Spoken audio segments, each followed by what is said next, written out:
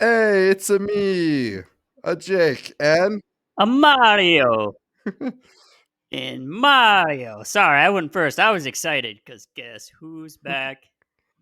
Back that means we're talking again. Star Wars, right? Because the Star Wars guys is on the episode, Mario's back. and his Mario's name is back. That's Mario. really hard to actually do. And Yeah, he's hey, back. hey, hey, hey! Da-na-na. Mm.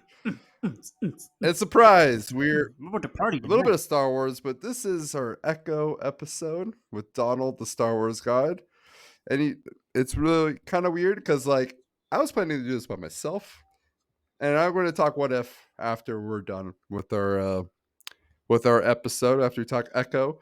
But you messaged me out of nowhere and you're just like, "Hey, have you watched Echo yet?" And I'm like, "No, but I plan on watching it in the next couple days. Do you want to join me?" What about Percy Jackson? Yeah, no, I have. Well, it was great to be on tonight's show. I really appreciate it, Jake. I gotta go, but cue the music. Get out of the Hello and welcome to Don't Evolve Me, the place like Ash Ketchum's Pikachu. We don't evolve, we just. level up. Hey, Donald, I still hate it, you hate except for Squirtle. you hate the intro, He's cool. or you hate Pikachu? No, I mean just the Ash's Pikachu. Should be a Raichu, damn it. I know. I will say for someone growing up, and this might be like my neurodivergence ADHD self, but the fact that he never evolves Pikachu just annoyed me because I'm like, no, he must be more powerful. Why isn't he evolved? Why is this not a Raichu? And I feel like admitting that kind of kills the whole mystique of the show because it's called Don't Evolve Me. And Ash's Pikachu is like Yeah, our but mascot almost. no, let's be honest. Squirtle should be the mascot, man. Squirtle is way cooler than Wartortle and Blastoise. The Squirtle Squad, Squirtle 007, Squad, yep. it's my gamer tag. It's everything. uh, Squirtle Squirtle Squad. Squad. I'll allow it. I Usually, it's weird because you went against the leveling up, and usually I'm like, gosh dang it, or evolving, and I'm like, we need to evolve. This is crazy. Now you're like, oh, we need to evolve. Now I'm saying don't evolve. But anyway, all right. So we're talking Echo. I'm talking what if after we're done talking Echo. Donald, welcome to season 2.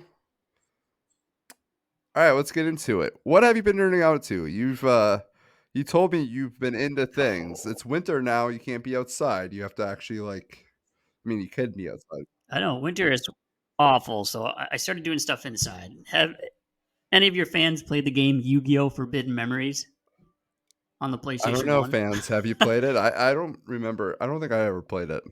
let me let me just say the game is such a grinder. It's so fun, so challenging. It's a throwback And too. as an adult, you understand how the gameplay Mhm. works, and it's great. The greatest Yu-Gi-Oh game ever made, just because of the challenge and just because of the way it's played. Nice. And once you understand the mechanics, you understand what you actually have to do to beat the game. Because, be honest, as a kid, not knowing the mechanics or thinking it all the way through is like, this game's impossible to win.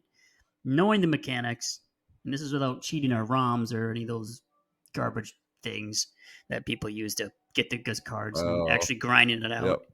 is murder. And Murder? it's just been super fun because it brings back Nice. nostalgia. Yeah, I mean, well, yeah, you got to battle these people 100 times What in order to get the right what game is card. this again? This is called Yu-Gi-Oh! Forbidden Forbidden Memories. Memories for PS2? You've never played I it? don't think I have. PS1. PS1. Wait, Yu-Gi-Oh was a thing? Jake. PS1? Yeah, it was a thing. It was the greatest Yu-Gi-Oh! Game ever Huh. made. I always thought it was like PS2 Well, on. in my opinion, it's fantastic. It's got a cool story. It's got the original thought through story, not the arc that the Americans got. Okay. It's because we got some weirdo arc Yeah. thing that happened, and well, we got some of the Kaiba arc where he was actually a good guy, not a bad guy, but you pretty much get the actual arc of the whole entire series and story. You actually get to see Isis in it before we even knew who this character was. In season 2, it was great. It was Nice. phenomenal. The game's awesome. The only problem is it's really, really addicting. It's like Pokemon, when you want to grind it Yeah. out. except the grind is about 1,000 times longer. For a PS1 game. So trying to watch the shows, yeah, trying to do all this stuff, and I'm like, nah, I'd rather play Yu-Gi-Oh! Forbidden Getting back Memories. into So I turn it Yu-Gi-Oh! on at night. I had a game night, and it was mostly Sapphire's like coworkers, and one of her coworkers' boyfriend, I believe. He came and he saw that I had Pokemon and Yu-Gi-Oh stuff, and he got very very excited. And he's looking through my Yu-Gi-Oh cards. He's like, I need this one, I need this one. Where I'm going to come back with Yu-Gi-Oh cards, and we're going to trade. I'm like, okay, I guess where I'm trading. I don't know what I want. I just collected them, and I had no intention on giving them away or trading them away. I don't even know what I would trade for. Probably a Blue Eyes White Dragon Blue Eyes White Dragon if there is any, just for nostalgic purposes. But that's about it. It's been a while since I've been in I the was gonna say you Yu-Gi-Oh. should have them come to my house. Should look at my Yu-Gi-Oh collection. I guess if some people look at it and they're like, "Man, that thing's worth tens of thousands of dollars." I'm like, "Oh, Nice. it's a cool collection. I All love right. it." I'm still nerding out on One Piece. We are 450.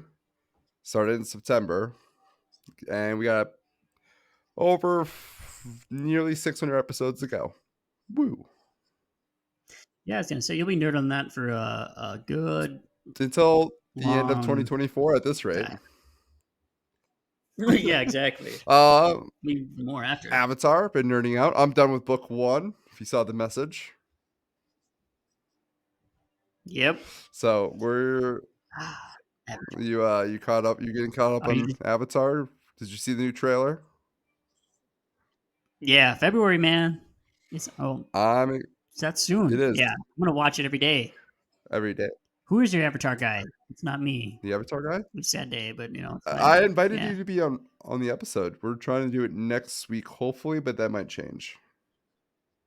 Oh, no, sorry. There's so many messages we were passing back and That's forth. fair. I was like, I gotta work. That's fair. I was like, yeah. Just looked it up and get the notifications off, and I didn't read half of them. Yeah, No, I didn't have time for that shit. I feel you. I feel you. Moving on, I've been playing Pokemon Arceus again lately, just doing some shiny hunting. Got about 10 shinies. Woo. Mostly poison types, unfortunately. And the game that I've been really into, especially this week, because we were supposed to be playing D&D tomorrow, Baldur's Gate 3. That's one of those games where, like, once you finally learn the mechanics, at least for me, like, I'm starting to get into it. I'm starting to, like, learn how combat works and how you can, like, go about it in many different ways. Yeah, that's going to be my D&D fix until we finally get our session 1 campaign. Oh my gosh, I can't wait. I can't wait either, because our characters, Nike and Turlo, we're at odds, and I'm like, I just want to see how this like turns out. We're either gonna kill each other or we're gonna be Yeah. best friends. I don't know. It's funny. I started trying to practice being an asshole in the mirror this morning and everything to make my character a little more stern and just steady, so I can be kind of a dick. You were It's like I got to make my character somewhat of a your dick. character was like such a dick to the point where I was almost like taking it personal. It's like, hey, we good? Like, man, you threw a javelin at my neck. I'm Yeah, just man, the guy was an a hole. I was It was your voice. I was like, all right, this is the guy where my guy's gonna pick on. Couldn't do it. give me Get him. those Viking titties. Javelin thrown. I like how Love that successfully character. pulled down your pants, even though you're wearing armor. Like I feel like that needs to be Yep. known. Like my first roll was a critical failure, got my ass kicked, and then my third roll was like a critical success, pulling down your pants. Yep. And I remember listening. I'm just like, man, how have we have not just like acknowledged that? Like I've somehow accomplished this. You're like the drunken guy that like all of a sudden does something really amazing, and people are like, "Oh, he did it!" Yeah, It's good. I love I've been D&D playing so much. Baldur's Gate. I've been trying to do Turlo, but it didn't really work out. So I was just like, I'm just gonna like be myself, and we'll leave Turlo for D&D. But I'm excited to see more Turlo or like more role play and the Turlo Nike relationship. Yeah, All right. I loved it. I can't wait for the next D&D episode. Oh, me too, man. Me too. All right, let's get into the news. General. All right.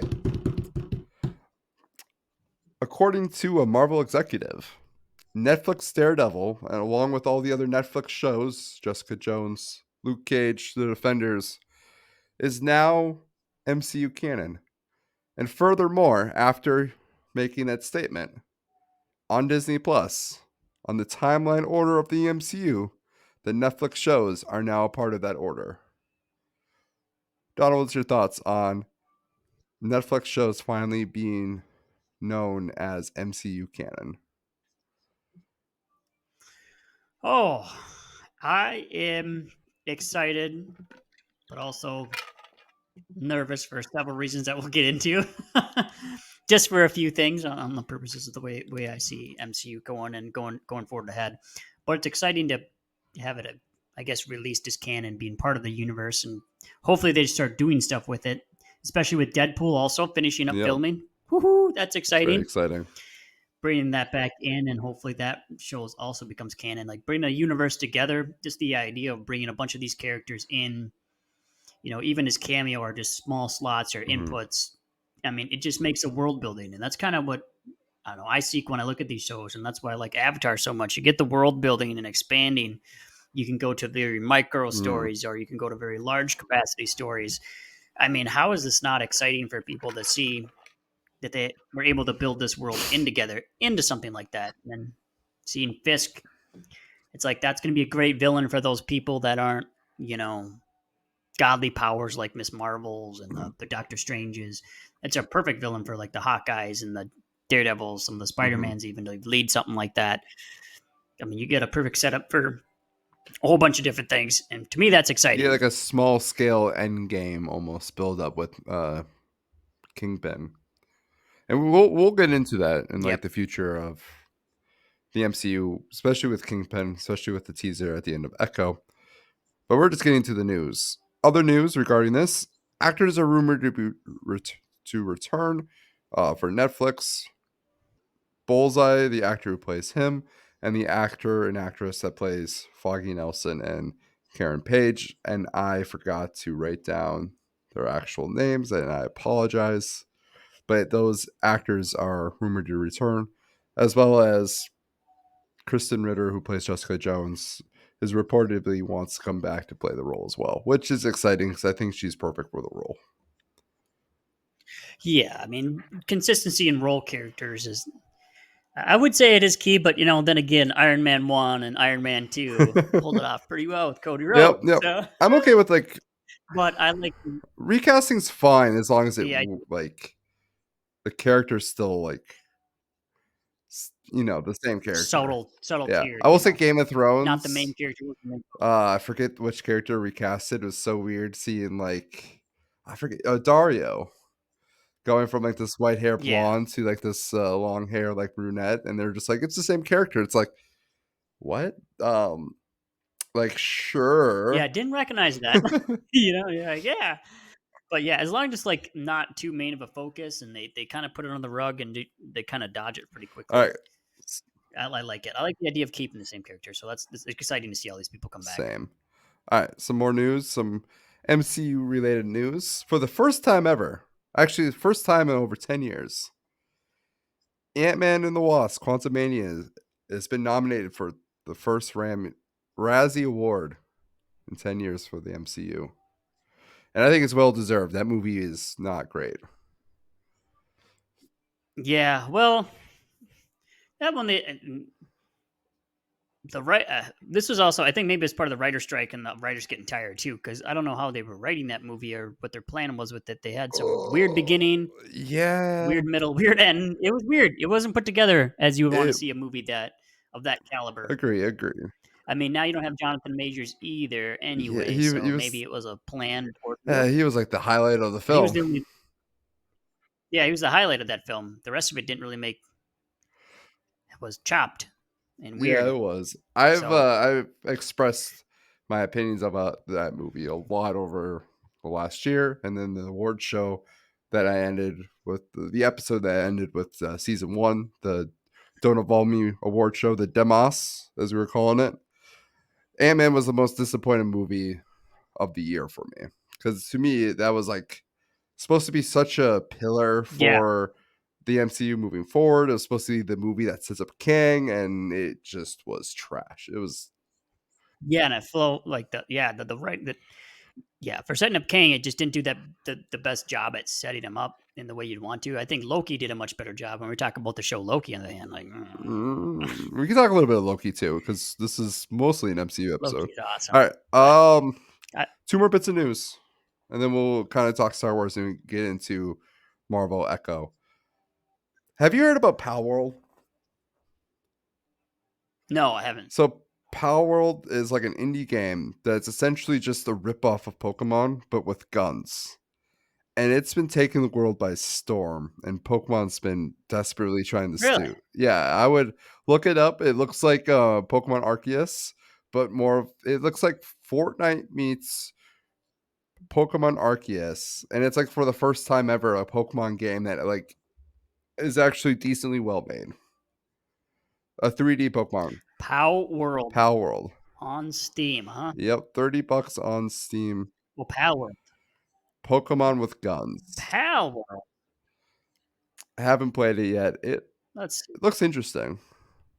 dude it looks just like Pokemon. I mean, it's like almost very much a ripoff of Pokemon. At least like the actual the pals. I don't know what they call the. The pals are legit just freaking Pokemon. I mean, there's Scizor right there in the picture. Freaking Electabuzz is right Yeah, there. he's one of the main like characters. It's like okay. They're Oh, isn't it right there too? Like, what This is the the heck? one I hope for with Power World. This is the big thing I hope for. I hope that Pokemon takes this, looks at this, and acknowledges the fact that it is possible to make a really good game with Pokemon.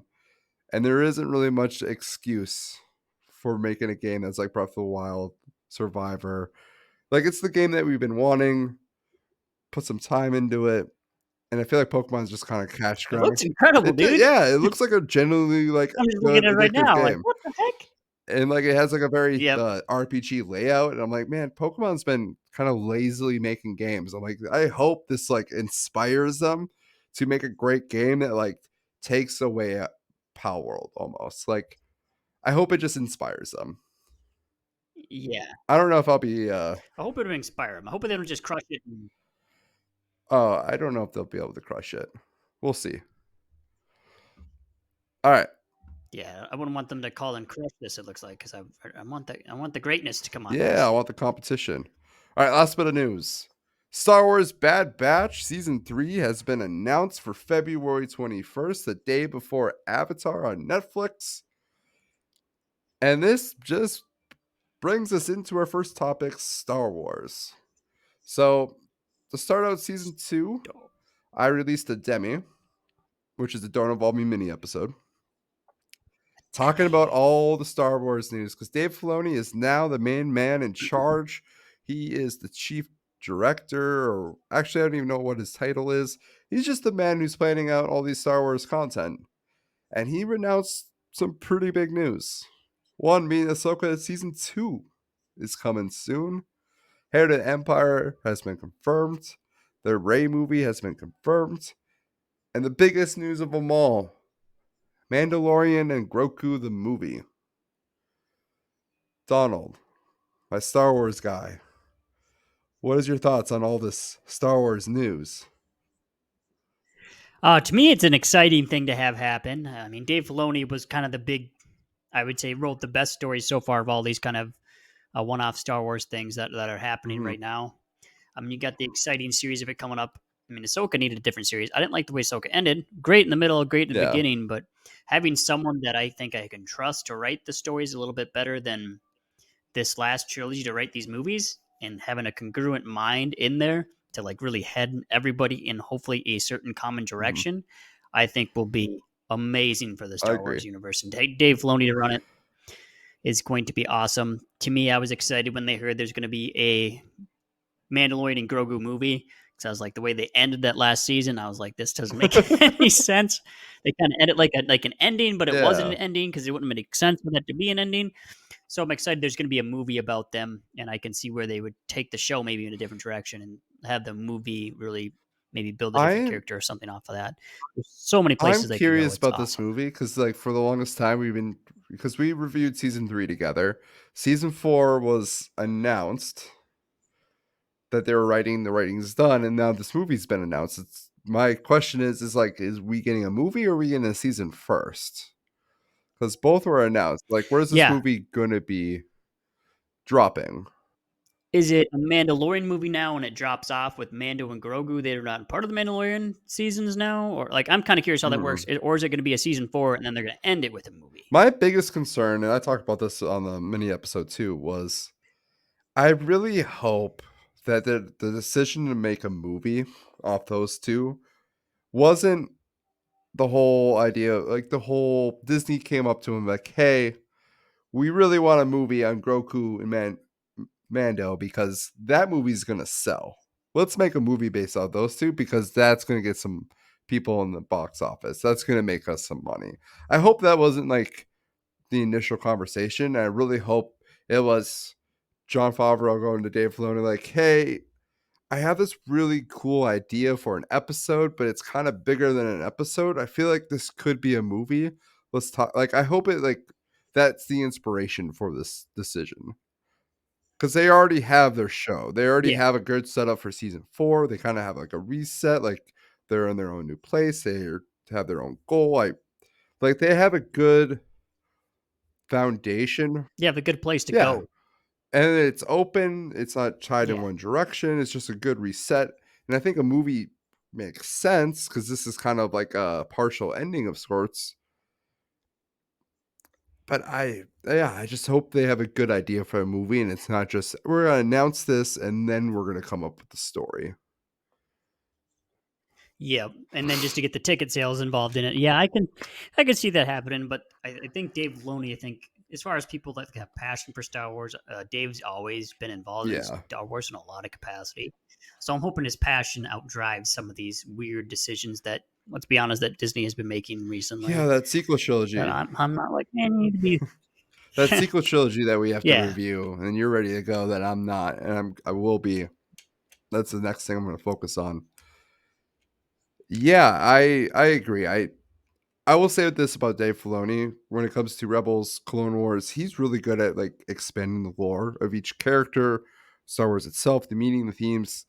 I I really love his lore building, and I feel like he's a better writer than George Lucas ever like was, where George was all about like the lore building, especially in the prequel like trilogy. We just discussed it. We talked about it how he the lore was so interesting just to like relearn and be in that place again, but the script itself is kind of meh. Where I feel like Dave Filoni isn't like amazing, kind of like Andor season 1 amazing, but like yeah. he tells an interesting story where it goes in more of an interesting place. Oh, Andor. Season Oh, 2, baby. sorry, so good.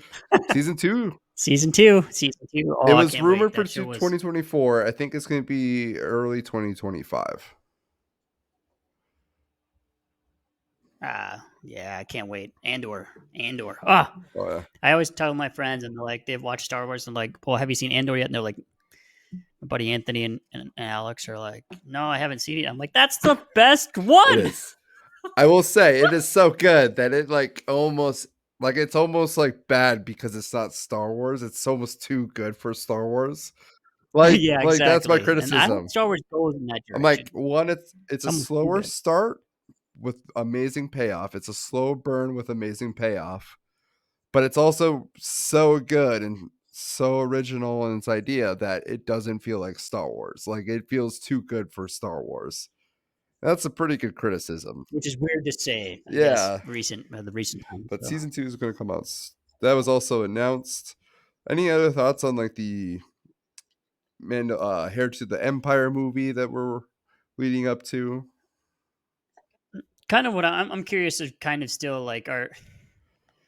So I know there's a lot of things that are trying to enhance a little bit of the new trilogy or something like where Disney's going with Hmm. that.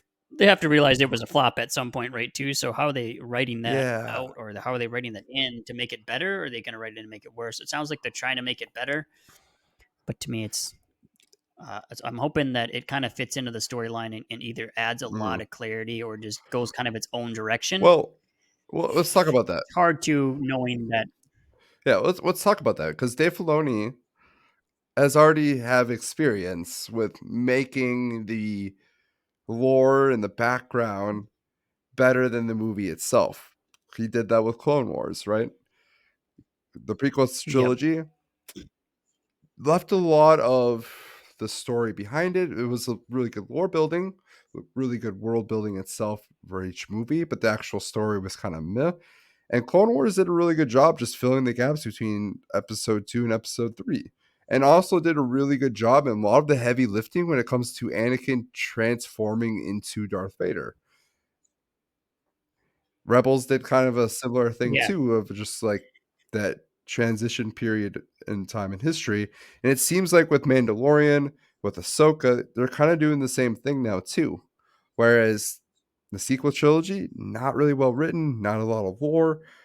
Mandalorian is kind of doing the heavy lifting when it comes to how Palpatine returned, what Snoke is like. It, Yeah, that's what I kind of love. They have the hidden little yeah, things in there, and that's what I think Dave's trying to do, and that's why I think he's the right person to hmm build these movies. So him to actually build the movie too and the show, I think is the right direction for them to choose, especially at this yeah, time. So I don't know if that was Bob Iger's decision coming back or someone's decision up there, but I think it's a great good move. on I 'em. think it's going to be Yeah, excellent. I think it's good on them. I mean, I hope so. I mean, don't make my hopes too high too and crush them because then I'll be devastated again. I mean, here's another thing about Dave Filoni. I don't know. He's never really made an Andor project where like it was just like there's one moment in probably the history of Dave Filoni creations that I was like, God damn. Andor season one, there was a lot of those moments just like, damn. And I can only think of one, and that's the Clone Wars finale between Ahsoka and Darth Maul, and then Execute Order 66. Like that was probably one of the few moments where I was like, "Holy shit, this is good." The only other couple times is Yep. maybe Rebels, the scenes with Darth Vader and Ahsoka, and then Darth Maul and Obi-Wan too. There's a couple moments like that. But I will say, like, Dave Filoni doesn't really have like that 5 star, like that 5 star moment like Andor. But all of his shows are usually good to great. It's somewhere between that range. And I'll be Yeah. and I think if that's the floor, I'm okay with it. I wanna see more Andor, I wanna see more elite Star Wars content. I just don't know if we're at that point with Disney. I just don't think they have the patience, the time to, like, sit back and actually make a quality product. It seems like they're more focused on profit, and that's kinda like the problem with Yes. Marvel these days, it seems like. They're quick to get stuff out, but they're not taking the due diligence to make it right. Yeah. Well, I don't know if you want to talk about more for Yeah, now or let's at the let's end. transition That's because this is Star Wars is let's Disney. go to Echo. Yeah, it's a perfect Let's transition into Echo. And we talked a little bit about Echo. You asked me if I watched it. we want to. I watched episode 1. I was Yeah, like, you want to start with the rating? "Huh? What was that?" Yeah, you watch episode one. Let's see what your episode one All right, review so I is. watched episode 1 and I remember responding to you like, "That's a really cool fight. This is a good episode." Like I can see like why people really like Echo and you're like, "Have you watched the rest of it? Come talk to me then." And we did not speak since. And I did not know what you meant by that until I watched all of it. And I was hoping it was this is what my hope was when he said that was, "Oh man, it gets better. Trust me, it gets better. Then we'll talk about it when it gets better." And I don't know if that's what you meant because I felt like it got worse every episode. You watch it, you're like, what the hell? What did they do? Like this That was me. The first episode, I was like, all right, there Daredevil, nice, good action fighting scenes. I'm like, oh Hawkeye man, this technically show started off hot. Hawkeye was technically in it, Hawkeye, yeah, even though it was from the they Hawkeye had it show. all. They were just bringing up Echo and kind of giving her a backstory a little Mhm. bit. I'm like, all right, Echo's kind of a, she's Yeah. badass. Like even in the comics, she's badass. I'm like, she's badass. This is great. This is great. Then I watched the other 4 episodes. I'm like, are you I kidding me? had hard. What did they You want to do? know how my first viewing was? I'm watching the show.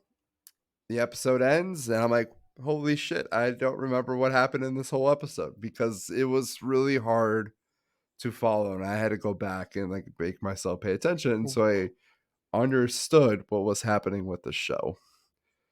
But that Something that stressed me out the most okay.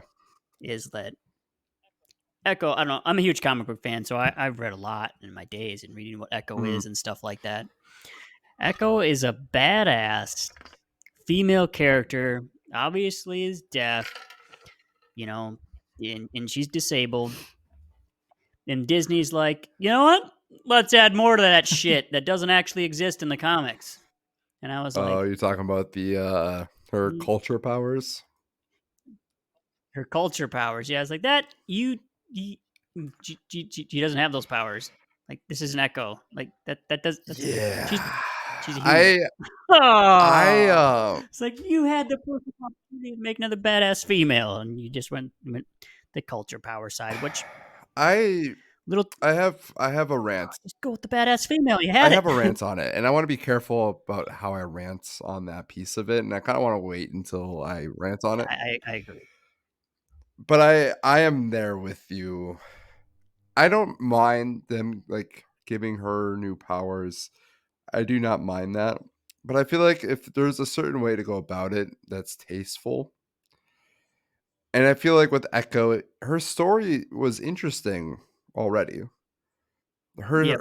Her story, She has a very good story. yeah, That's why I was like, "What the just heck? like What are the you whole doing?" idea. Because like, okay, Daredevil's great because he's blind.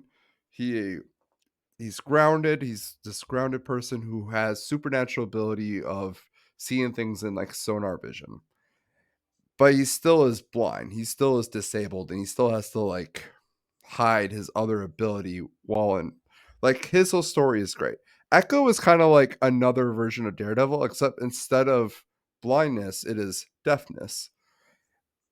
And I really like the aspects of like when they just focus on her being a deaf character, her trying to get over those barriers and hurdles, especially as like and Oh, like when they show uh, her like what she if hears and when she doesn't, those transitions, especially in a fight scene, is really cool to kind of get inside her world. And I'm like, this is just like you already have a really good angle and a really interesting side of this character. Them opening up her Native American roots inside of it is also fine, but it didn't seem like they had a plan with it. And it seemed like the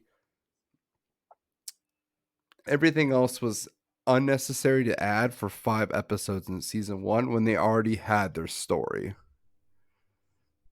yeah, that's kind of where my perspective was. Like, you have the cool Hmm. story to see someone. You have a cool badass female already who's has they didn't really even show her vibration sense of power she has when she doesn't hear. She just shows like she can actually Hmm. hear the vibrations of the objects. Like that's Echo. Yeah. Like that's kind of that same echolocation, but just so different from the objects. She can actually hear the vibrations in them rather than the actual noises, which is Hmm. huge. So when you're swinging, if you think about it really slowly, you hear so she can hear the air movement, not the actual sound. They could have easily focused on that, focused on her character building and being, how she lost the legs. They did a little bit in the car accident, which also that was kind of weird. The healing thing that came out of nowhere for Echo that doesn't exist from her Yeah. mom.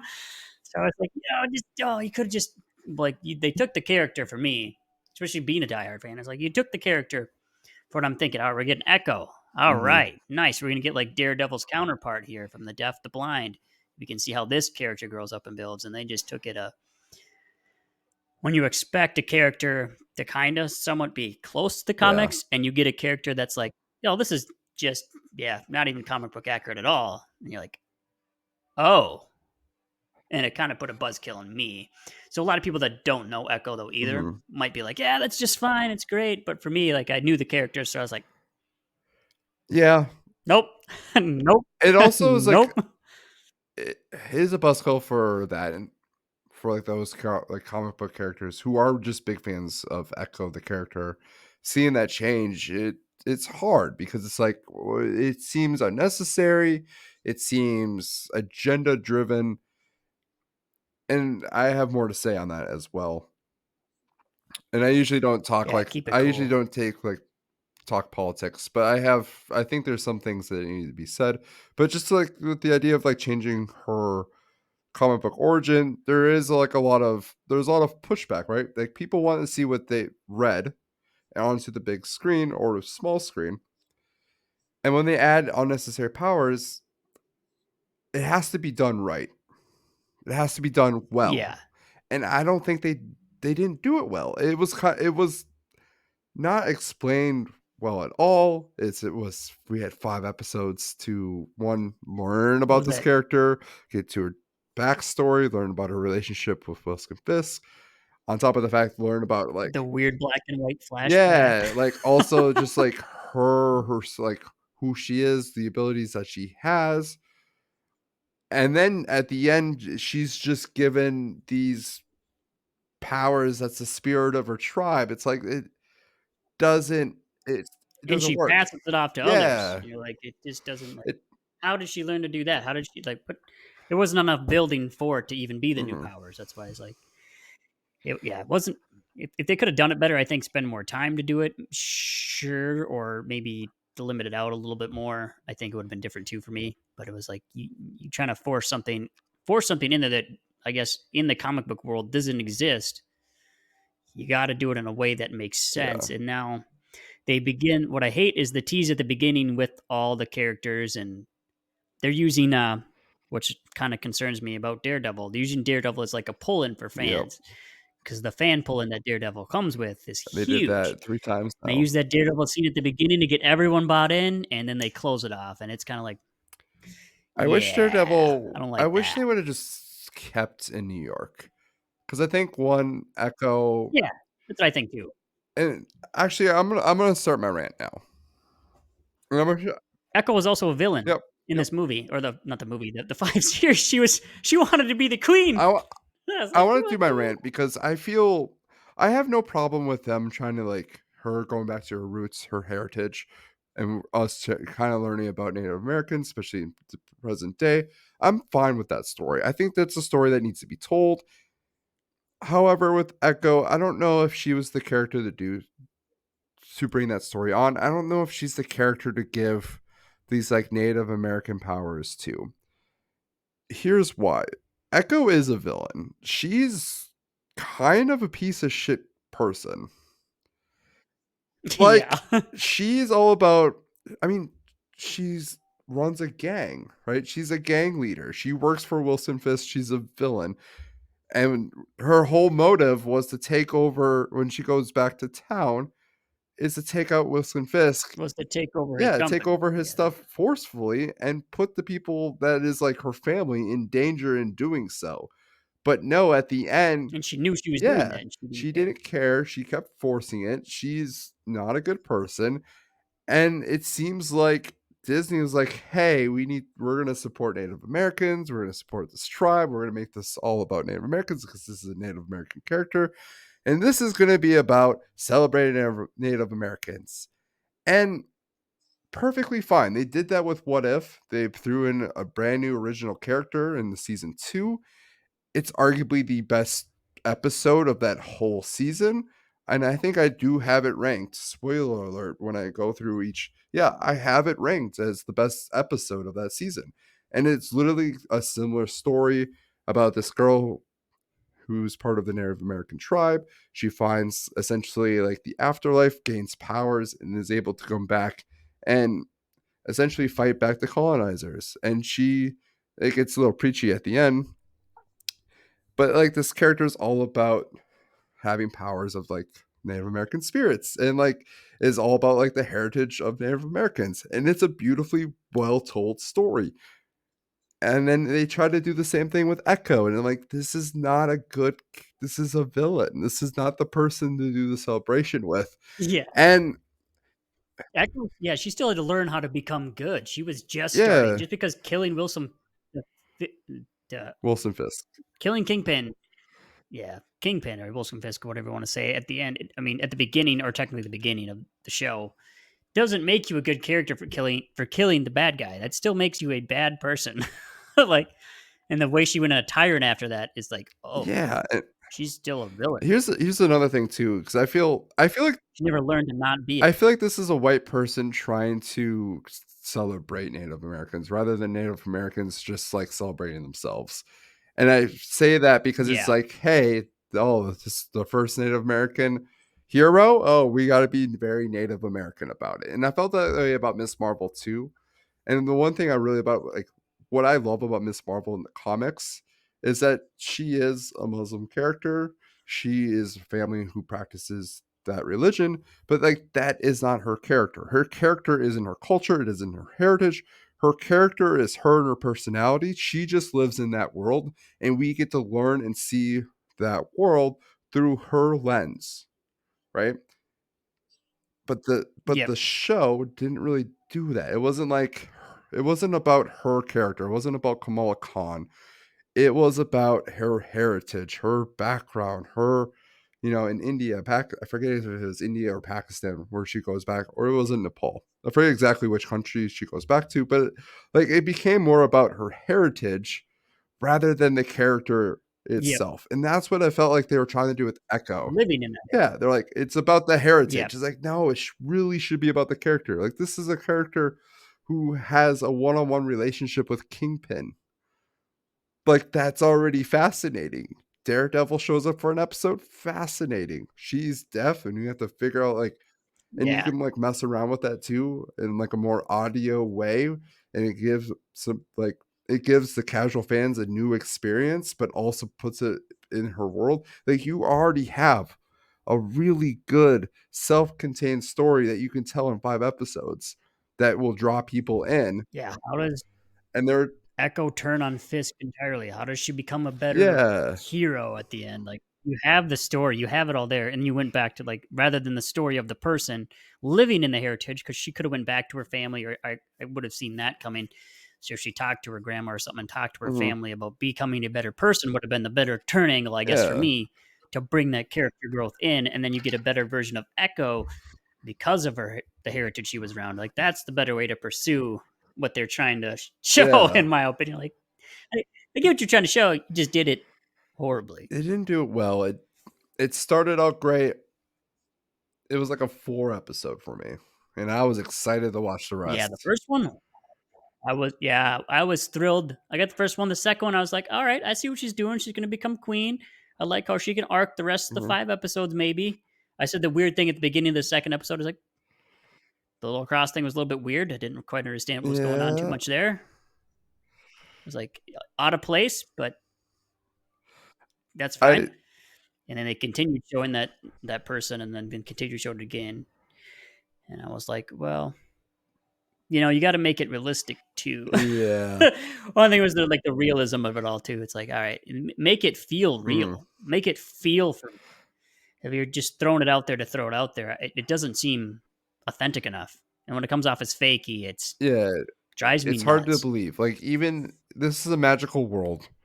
This is a magical world where people get superpowers for random reasons, but you still have to explain it. It still has to be believable within its own world, and Echo didn't really take the time to do so. And even the first scene where it's like, here's these Native American, or like, here's this background, it looked very sci-fi, and I'm like, what the fuck is this? This is Echo. This is supposed to be grounded.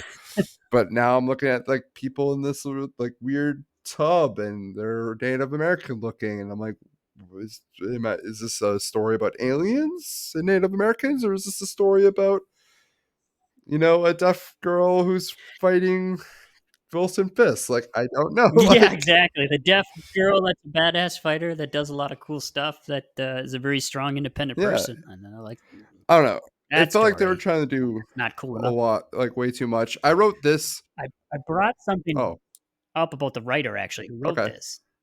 And the person who wrote this story, her reason and response why she changed Echo's powers. And I quote, it's because I thought Echo's powers and abilities were boring.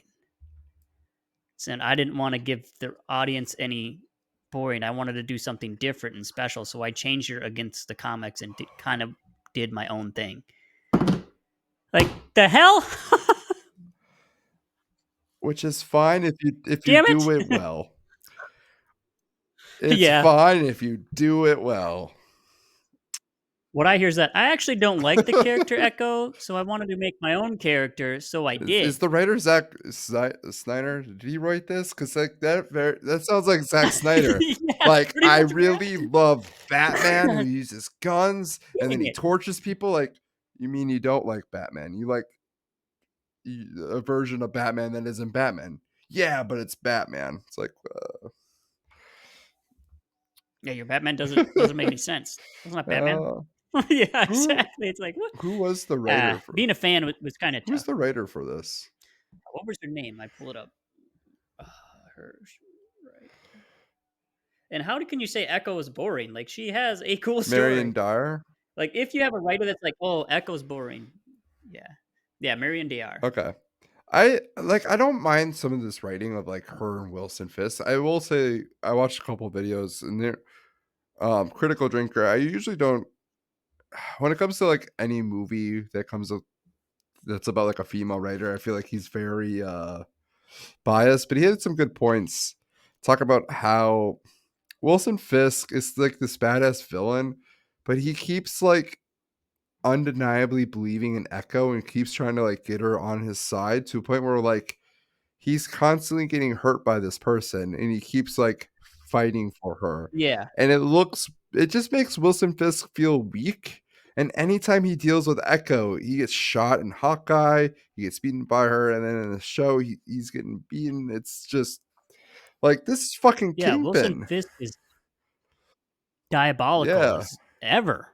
You would never have a relationship that deep, or you'd have a relationship with Echo, but once she crossed the line, Wilson Fisk is known, especially again, this is where I go against comics. Like he's known to like, She could do it once. all right, you F me over, I She don't care could do about it you anymore. once. Like that's Wilson Fisk. But Yeah, he would like come back with like other plans. He would multiple times extend the hand. after he got shot in the eye. Like he would have backup plans upon backup plans. Like he would extend the hands, like, oh, you're not going to take that? Okay. And his backup plan was, all right, I'm just going to kidnap the people you care about and hope that you join me. And she's like, nah, Native American powers, bitches. Like that's Also, I'll never visit my friends and won't even talk to my best friend when I come and visit. Oh, they're captured. I must save them. And you're like, you didn't even want to talk to her. What the? You couldn't even visit her. Anyway, yeah, the story it started off hot, didn't end well, and and then that's my opinion of it all. Is yeah, it's not a good one. no. So Okay, let's talk about how do you like the Spotlight series? This is the first of MCU's Spotlight where you don't have to watch anything else. What was your thoughts on it just being a Spotlight series? Do you want to see more of those? I mean, as far as a spotlight series, I liked the quick little small series. I feel like if it would have been done a little bit well, just to give you a little bit more backstory of Mm-hmm. Echo and who's, like you said, if they focus more on the person itself rather than the heritage of a person, they really take the personal approach. I think it'd be cool to have like more spotlight series of people that we don't know, some of these smaller end characters that a lot of people don't know. I mean, think about if you go to, you know, not exactly Teenage Mm-hmm. Warrior in Deadpool, having a small series on them would be awesome. I think so. Those two, All the right. couple would be one would be a fun one. If you had to do it with a lot of those characters, I think it could be fun if you just focused on the So I characters. wrote a list. And it's a decently long list of characters I think would be cool to see in a Spotlight series. All right. And I was Let's gonna hear ask it. you to write a list too, but I didn't get time. I like had the idea and I forgot, but I wrote my own list. So and I wrote these in tiers. So the All first right, tiers, like gonna start with like these are tier. like main characters. These are characters we already know really, really well, but it'd be cool to tell like a one-off series. Wong. This is the first one I wrote down. Yep, Winter Soldier I or can see White that. That'd be Wolf. fun. Oh, you're gonna call them the Winter Soldier? And see, that's an interesting one too. They didn't follow the comics, but they at least did a good Mhm. job with America Chavez. because the White Wolf is a villain. But anyway, yeah, America Chavez from America Chavez. Yep, that'd be a good one. and her just like her training with Wong. Like if her and Wong just had like a training series to show like that really A yeah. miniseries for both of them. Just a spotlight series, just them developing like almost like a father-daughter like relationship.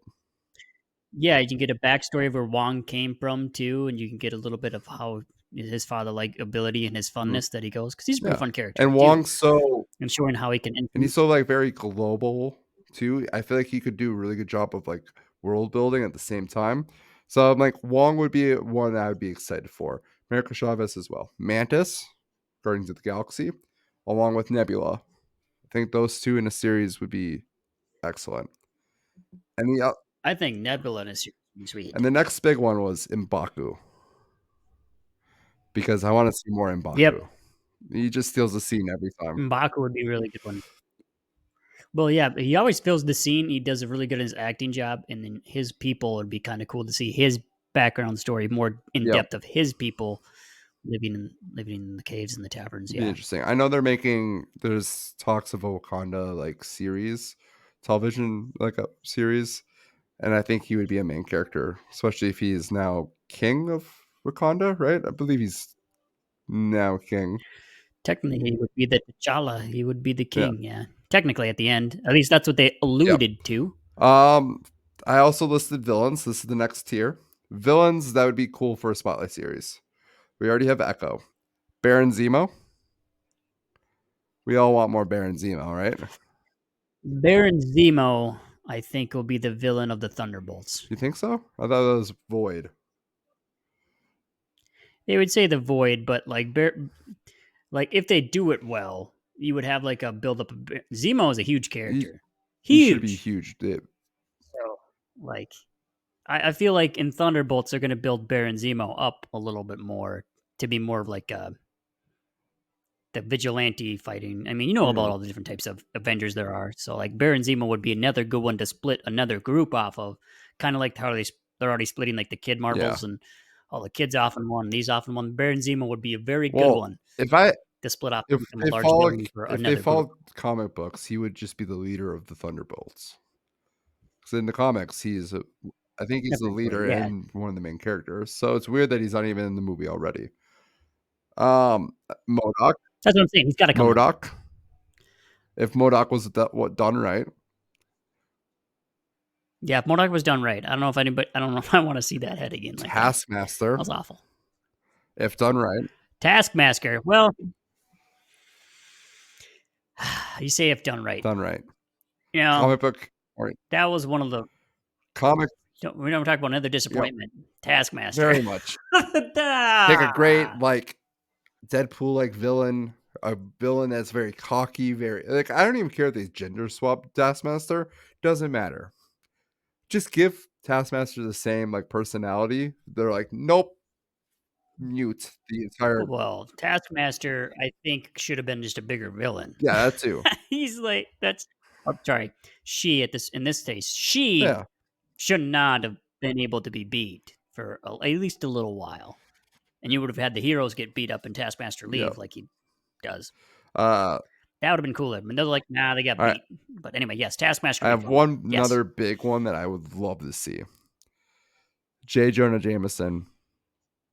Just him, a series about him Yeah. flipping about Oh, that'd Spider-Man. be sweet. And Spider-Man like is just like in the You could background. do little shorts of J. Jonah Yeah. Jameson, like kind of like they did the Groot series, Oh, that'd be great too. the little baby Just Groot. little shorts of him Oh, a little freaking short out. series. Yeah, yeah, that'd be All right, awesome. so With especially all the characters they have going on now. Oh, that'd be all so right, fun. so I have side So fun. characters.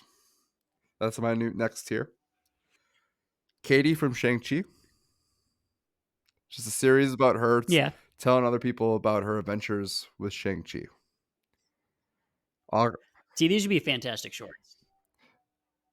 Other going with Spider-Man, either Ned, MJ, or Flash getting their own like short spotlight series.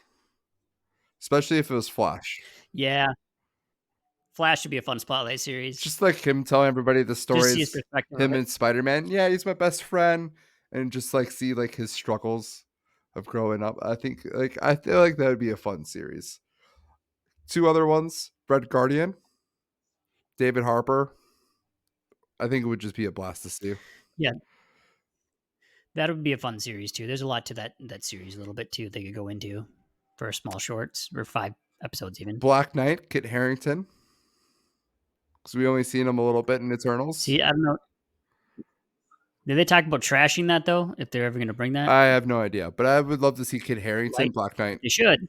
Um, and then It's a fun character. I have the last tier. These are the obscure characters, and I only have two. The first one is Madison from She-Hulk. Wong's girlfriend, Madison. Oh, Wong's girlfriend. Yeah, you can call her the girlfriend. Yeah, that would be a fun one. I'm That just would be telling you, great. Wong, America Wow. Chavez, and then Wong's girlfriend, Madison, in a spotlight series. Doesn't have to be. Man, you can make movies. Doesn't With even that. have to be Them three would serious. just need. Doesn't have to be serious. It could be a fucking comedy. It could be a freaking sitcom. Like, I would be in for that. I'd and watch just that. like call it spotlight. Like, don't take this too seriously. Like, this is not a big story. It's just to have fun, and it's going to expand the lore. It's like She-Hulk, but actually good writing. Yeah, that All would be right, the great. last one. I don't know if this would be a good TV show, but I think it would just be a cool spin-off episode. Ralph Boner, Why am I blanking on who that is? WandaVision, Quicksilver. Your name is Ah. Ralph Boner? Boner. Oh yeah.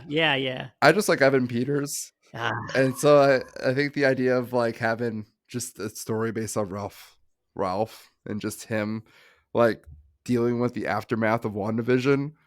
I don't know why. Just sounds like an interesting time for me. Like I think there's so many stories that I'm like, I would just be interested if they took serious and just focus on that character. just for a little bit, it'd be kind of Yeah, fun. just Just even a 3 episode series. spotlight. That's it. So that's my list. Which one like pops out at you? Like, yes, that's one we need. The one we need is Wong. Wong would be just the way he's already in the characters and movies, Mhm. and how he pops up in a lot of these movies. He's like the most populated character in all the franchises right now. So if you just did a little funny thing of Wong, because everything he's in is so hilariously Mhm. fun, putting him in there I think would gain a lot of. We all know what to expect. Nothing too Yeah. serious with Wong right now. So putting him in, I think even those three you said America Chavez and then his girlfriend would Madison. be amazing. That would The be my bigger favorite characters, ones. Benedict, Doctor Strange could show up here and there. Shang-Chi can Yep. show up here and there. Like I just feel like he's a Well, anybody could character. show up. That's the thing. And Anybody could show up. That would be the greatest part and it about could it. be like a big event happen where like, oh my god, this evil monster from a different dimension is now attacking San Francisco, and he's just like, all right, I gotta go do the thing. And like he comes back, and then it's like Madison's complaining, like, where have you been, Wongy? Like, we need me time. It's like, I was saving the world. You know, just like have Yeah, like or something. It could be stupidly fun. like I think it would be I interesting. mean, he was with the Abomination too. I mean, all that kind of stuff. I'd say a one-off would be the Abomination because Oh yeah, out of all the She-Hulk things, the Abomination was kind of funny, quirky little dude at the end, and I kind of liked that. And I was like, yeah, I like it. All right, roll with it. what do you rate Echo? I kind of already gave my rating. Did you Yep. give it an official rating? I unofficially announced it what I was giving it. Yeah, I mean, I hate to be so cruel, but to me, I'm gonna put it because they could have done so much better. I'm gonna say a 1+. Oh yeah, Not gonna be like the worst thing I've ever you're seen. at 1+. Dang, you're in trash It's not territory. good. I agree, it's not Yeah, good. it's I put it at a 3 there's minus. nothing that holds merit to it because William, a I what? put it at a 3 A minus. 3-. I might put it at a 2+. Watchable? It's watchable. I mean, it's watchable for a movie, so it's not like super Well, horrible. I guess why. here's what So you can call it a 2 if it's here's what I watchable, wrote. but it's like it's Story wasn't captivating, but the directing often became captivating. Like the directing was amazing in this series. Like I really think like some of the yes. shots were great. the story just wasn't good. And it was, Yeah, I mean that's what really drags it down is the yeah, story. That's why the writers won the strike in the first place because they are the ones that make the they movies. are. They are the ones who write If it. you ask And me, the shows. that's why they should have won the strike. And this shows hugely. And then when we go back to that writer again, the girl that wrote it, and Marion, she said she didn't like the character. When you get like if someone that has you're gonna write okay, you're gonna write for Echo, but you get a writer that says, well, I don't. This is where I go back to Dave Filoni. Well, I don't actually like them. ooh, Is that the writer you want, yeah. Marvel? I don't Yeah. know if that's the writer you should choose. Yeah, if you're So I mean, when the writing, I feel like if you're like, "Hey, we want you to write this," or "Hey, we want you to direct this or make this story," and you're like, "Oh, I actually don't like that character." That's probably yeah, you're right. That's like the person you shouldn't have writing it because they're not gonna tell yeah, this you want to find the people that are they're passionate, not gonna honor the and, character. and it and it showed heavily. And then I just read a couple of interviews because I watched the show. I didn't think it was too horrible. Then I started reading the interviews before she came out with the show and stuff like that, and I was like, it showed, it showed Yep. that you weren't as passionate as other people were, Mhm. or I guess. But is it? Do I think it's a terrible, absolutely like Steven Seagalish? You ever watch a Steven Seagal movie? No. Okay. So it's not like bad where I give like a Steven Seagal a 1 minus in some of those Yeah. movies, but it it was enough to watch, so I wasn't like, oh, this is awful. I wasted my life, but Yeah. it wasn't something I'm going to go back like definitely need to rewatch that series again. No, I'll probably never I'm in the same pop that one boat. on ever I again. think the only thing I'm gonna watch is the Daredevil scene, and it's the first episode. And that's like the only like great scene that's like a 4 for me. Like it was a really well directed scene. Yeah, that man. When it started off with that first episode and that recap, the way they did a recap, I thought was It's great. just That's perfect. why I think I'm like, wow, this is how you want to start yeah. a show. This is the perfect kind of style of a recap that you want. A different perspective of Mhm. everything and all the fight scenes and the action packed and like how we're getting to where we're at today. I was like, this is gonna go so good. This is gonna go so good. And then when I texted you, like, did you watch Echo? You said this is the first episode. I was like, oh. Watch the rest. And that's what you meant by it. And I was like, this is gonna and that's what kept me going through it, to be honest. I mean, I probably if I didn't have that energy they gave me that first episode, Yep.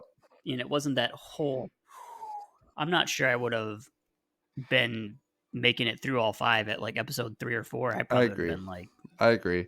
It started out well enough for like, all right, I want to see how this goes. There's only 5 episodes. But if it's would have started like how episode 3, 4, and 5 went, you'd have been like, yeah, I'm done after episode 2. This is garbage. Like, I don't need to watch this. yeah. Oh, I mean, that's what saves it. so I hate to say it. we have I two feel more bad. questions. Do we Yeah. see Echo moving forward? Like, or do we need to see much of Echo moving forward? Is this a character we're going to see Well, again? I would think you would see Echo moving forward with Daredevil and getting that kind of that vigilante Hmm. push that she should be getting, maybe. It's hard to do that now because you can't I don't here's the thing, they wrote it so you can't. Yeah. That's the problem. So I don't think you can successfully do it. So I think she's better to stay She's out. not grounded Maybe do a anymore. couple cameos. She's not really grounded. Yeah. It's, To I would have liked her to see her in that vigilante turnaround and decide to just take down the mob, not become a part yeah. of it and become more of that vigilante person like Echo is. And then yeah, that would have been great. But now the way they portrayed the story and the character, Yeah. you can't. It's, she's not a great character. She is very much a villain. She's a villain now who has spirit Native You, American powers. healing spirit loving powers that try to heal his heart. So that's Oh why yeah, it's they like, did. She did heal his heart, even though I don't feel like she's healed herself. That was yeah, that was exactly. another. That's why Ooh, I thought it was we weird. got to talk about that moment. We almost missed. That moment did not work at all. Like I feel like that ruins most of I don't know this. what they were thinking. And this is why I go back to the writing thing. You definitely weren't passionate about the character. and you definitely didn't put a full character together in front of you. You're trying to change a character who hasn't earned it. It's like The Witcher all over again. You ever done a podcast on The Witcher series? No. I Gosh, don't because those writers make me want to bash my head against a brick freaking wall too. I don't think I can get it. I watched the first season. I watched part of the second season. I'm like, this is rough. And then I never watched season 2 again. And I Yep. kept seeing reviews for season 2 and season 3 just being trash. And I'm like, Gosh, that. I cannot put myself watching a bad series, even if it's for The Witcher, a Yeah, story I was and getting that's where into. that's where I ended with Echo. Was kind of that where like the Witcher 2 feeling because I was like, all right, now she's a healer of hearts and a very caring soul. Like, yeah, that showed. Yeah. Who now healed She Wilson barely even helped Fisk. her friend when she got locked up with her friend in the roller rink. But Like here's another what? thing too. She killed the motivation for Wilson Fisk. She killed the motivation. Yep. Like, what's his like? Why is he going to be bad moving forward? Like, it asked more, or it brought up more questions than it answered, and it didn't really answer anything Yep. significant. Which leads me to the Yeah. which leads me to the question of Kingpin is now looking like he's going to be the mayor, or at least run for mayor. What is the future Yep. of Kingpin moving forward? Because it seems like he is now a big part of the MCU's plan. Yeah. I mean, that's where it's interesting, right? Like Daredevil, he ran for the mayor and lost. So are we continue with that story somewhere else? Yeah. Is he changing? I don't know. That's why I think like Wilson Fisk was already a great character, and they kind of tarnished him a little bit, Twice now. which what hurts my heart a little Twice bit. now. And they also kind of tarnished Echo for me, which hurts. Yeah. So it's getting to the point I'm like, oh man, does Disney know what they're doing? I You've watched It's getting Are you caught up scary. on Marvels too? Have you watched the Marvels? Marvel, the Marvels movie, Have yeah, you watched Secret Invasion? yep. I watched them all. You're okay, I still watch them you're all. caught up. I'm a huge fan of comics. So I'm I good. The transition from Secret Invasion to the Marvels was so painstakingly like off track that it bothered the fuck out of me while watching the Marvels. Because that's like Secret Yes. Invasion, Nick Fury was all like mopey. He dealt with a lot. He's all like not himself, and they actively talk about how he's not himself, and he acts like he's not Nick Fury. And then in the Marvels, he's all funny Nick Fury all over again. And then they Yep. talk about Skrulls, and they don't mention anything about the whole like humans attacking and hunting Skrulls on Earth. They don't mention any of it. They're just like, oh hey, we gotta save some Skrulls. It's like we just had a whole Skrull event that you guys failed to recognize any of it. It's like, you guys, did you even talk? Did Kevin Feige even understand what was happening? Like, how was this missed? Yeah, exactly. Like, you have two back-to-back projects talking about the same groups of people, and it's so Yeah, different. it didn't link. Yeah, it didn't link up. And they linked it. Yeah, they tried to link it with just the Miss Marvel series, but they didn't link the Miss Marvel series to Nick Fury, other than Carol Danvers. And yeah, that's what the congruency just wasn't Mm-mm. there, and that's what scares me with all these other shows they have from Netflix, where they set up Kingpin very well. It's like, did they watch the shows? Are they reviewing what Yeah, happened? Did the writers, actually looking at and taking stuff into consideration? It's a little bit yeah, concerning as far as a forward look at a lot of the stuff that's going on. And that's where I'm like, whoa. And that's where I think maybe Kevin Feige got to his head and maybe it's time for a little top head change. Someone's got to review this stuff a little bit yep. more before it gets pushed out just to make money. Like, It's got to be reviewed. It's got to be good. I feel like one of us could just be like, all right, what's the scripts of all these movies? Like, all right, we have two groups of people, like different people. Oh, you guys don't mention each other. Like, okay, I'll give you the information you need to fix that. I'll give you the information you need to fix that. So it's like line up and you can in sync it. And yeah, it's like, I know like the bigger you get, the harder it gets to keep everything like, you know, Under under wraps. wraps, Yeah. congruent. you're not spoiling anything, but at the same time, everybody's on the same page with the story and the characters, so nothing feels like disjointed. And you think they would have that figured out because they've been doing it for 10 years, and now all of a sudden it's not I there. don't know what Yeah, happened. it's Yeah, like what happened the last few years? Like, I'm not gonna say because it was like, well, it's the end game kick, and the movies at the very beginning weren't that congruent. You're right. The very first couple movies they weren't congruent at all. I mean, they were still decently chunked, but they've learned over the mm. years to get better, and now they're going back to almost square one where they aren't congruent again. And you're Like like, phase 3 felt like everything linked up really, really well.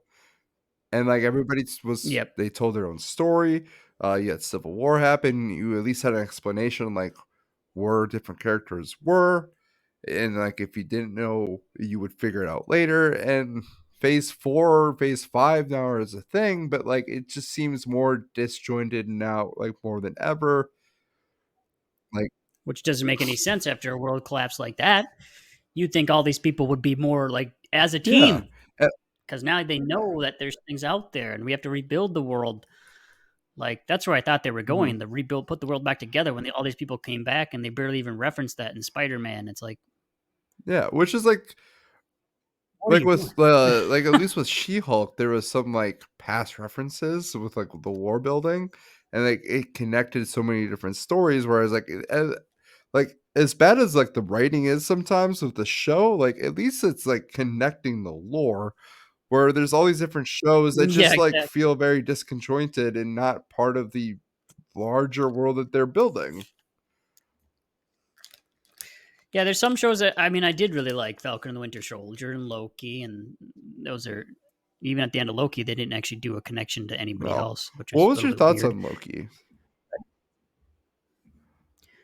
I thought Loki was the show itself. I thought Season was 2. fantastic almost all the way through. Yeah, I I like the I idea. really liked the ending. The ending. You Oh, you didn't like the ending?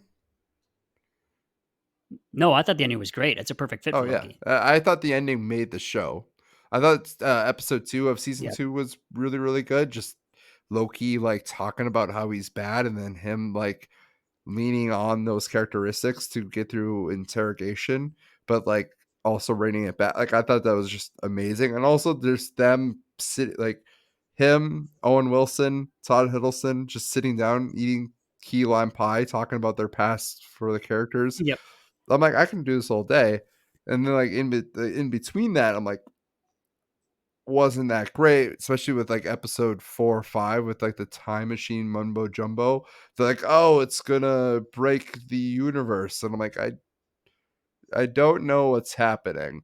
But the ending though, where Loki's trying to fix everything and he like ends up sacrificing himself for the greater good of like the universe. I'm like, that that was great. That was a great ending. Like yeah. Loki knows I how mean, to. I enjoyed it the whole way with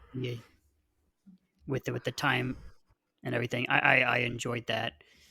Just the way that Loki really wanted to try to do its best at the end of the life. He would always never make that sacrificial play, and at the end, he was, he had the full perfect arc, and that's what I liked Yeah, about it. I thought it was great. Now it's a little bit, it is a little bit at the odd end. Like, how is that going to hold the universe together? Is he going to come? Like, is there some sort of a Avengers connection with the Kang thing at the end? Because the Kang death and not getting rid of Kang there Yeah, too is kind of like, well, was Kang going to be a I thing got when Jonathan now, or are Majors we is just no longer kicking Kang part of out? the MCU, but he might be with the appeals. We don't know. It's like MCU Disney kind of seems like Star Wars seems like it's pulling itself back into relevancy a little bit more. Seems like they're on the right track, but Yeah. Marvel, it's a tough time to be an MCU fan. I don't know. Did you see Aquaman? I did. Gosh, dang it! The episode that just Well, came out, I did a rant on how it was bad. I ugh, gosh, James. Good thing is that that's not James Gunn yet, so nope. people always blame him for it. But it's like he hasn't written anything. Like, oh, James Gunn's DCU's gone off to a bad Oh, start. It's like, no, no, no, no, no. This James Gunn is like Hasn't James started. Gunn is like a coach that comes in mid-season for a sports team. Like, you do not judge that season. You do not judge it at all. Yep. It is you judge the next season. Like, he hasn't had his own season. He hasn't had his own personnel. Those movies weren't his. Do not count it. I will say the marketing was Yeah. Have you seen Peacemaker? oh yeah. Peacemaker is amazing. Yep. The marketing. Yeah, the marketing. Try to mark it up a little bit was him, but that's how do you sell a turd? I don't think it can sell so good. I don't the four movies weren't actually like terrible. Like Aquaman's the worst one. Blue Beetle was like, Yeah. if anything, it was just a generic origin film. Like that at its worst, Yep. that's what it is. But it's still a generally decent or like origin film. Shazam was like the most generic movie that was probably created by AI who really loves Skittles. Like that's what that movie like that Yep. arc of the movie didn't feel like a Shazam movie. It just felt like a generic superhero film made by AI. And Yeah. I don't know what happened The with Flash Shazam. had promise. It just ended poorly. Yep. Flash is like my number 2 film of DCEU. And I mean, What is the first Wonder huh? Woman? Number one. The first No, Wonder Woman. Number the one. Suicide Squad. Oh That's yeah. like the best movie. It's the only movie I gave a 4. Flash, I think I gave a Flash, I Gotcha. gave like a 4 minus, but now I'm looking back, I'm like, it's a 3 plus looking back at it. Like it started It's like a I thought it plus. started out great, but then like towards the end it kind of lost itself. But Ezra Miller was like really, really great in that film. Like he had a 4 plus performance. And I kind of hate saying it Yeah. because I still that whole year I was like he should be canceled. But goddamn, he did a great job. Yep. Yeah, he did a good job. I mean, he should. Out of all canceling all the people, that should have been one on the All list. But right, before we go, I have one more question to ask you because I'm going to talk about what if after you're done. All right, absolutely, so you haven't watched season 2 of What If. What is the most have not. memorable episode of What If season 1? The most memorable The one that you episode. remember the most. The one that I remember the most, is just because I'm a huge Doctor Strange fan, was the Strange Supreme episode. Yep, that is. And that was a great episode too, so I can't really complain too much I about uh, I did saying I remember that I one the did a most. ranking. I'm gonna save it for my listeners, but I will be talking about that one next. So I just want to ask that question. But all right, Yeah, I mean, any more to say, Donald? on on that note, nothing more to say to you. I'm excited to get to Star Wars and see the new days, but Yes, we will. go Squirtle Squad 007. Yeah, Woo! I will. Don't We'll evolve me. we'll talk Yeah, more word. after All off the pod. All right, thank you, Donald. right. Yeah, have a good one, man. Peace. Bye. All right, all right. It's just me, your host, Jake Sherbang, and we're gonna talk What If a little bit, season 2. And this is a series that I feel like there's not much to say on. Like I could make an whole episode talking about each episode of What If. But I feel like it's one of those stories, one of those TV shows. It's just kind of it's nice that it's there. It's nice lore building. It's a fun how do I explain it? Like it's not that big of a deal, but for those who are fans of the universe and want to hear more stories, it's a nice treat of a series. And that's how I felt a little bit about season 1. And we just talked about Donald too, and I asked him the question, which episode do you remember the most? And the episode he listed is the episode that I hold dear to my heart And that is, what if Doctor Strange lost his heart instead of his hands? And I love that episode from What If. And I like the other episodes from season one. The ones I remember was T'Challa being Star Lord. I think it was just cool watching T'Challa being cool and smooth and seeing the difference, even though like the difference wasn't really believable, especially Thanos as an ally instead of an enemy. Um, Watching Ant-Man try to figure out, or not Ant-Man, watching like the mystery of who killed the Avengers and learning about the history that it's Ant-Man who killed the Avengers, like that was cool. What If Zombies was just, I thought it was a delight series, even though I didn't think the writing was like amazing. It was just a fun episode that was that paid homage to the Marvel Zombies comics. And now there's going to be a whole TV series for it. And then the last two episodes was Ultron, What If You Won, and bringing all these characters together into this final episode where it's like, hey, we have the Avengers, but it's the multiverse Avengers going against Ultron. And it was a really cool, neat story that just really tied everything together. And I appreciated that for season one. It was a series that it was a fun watch.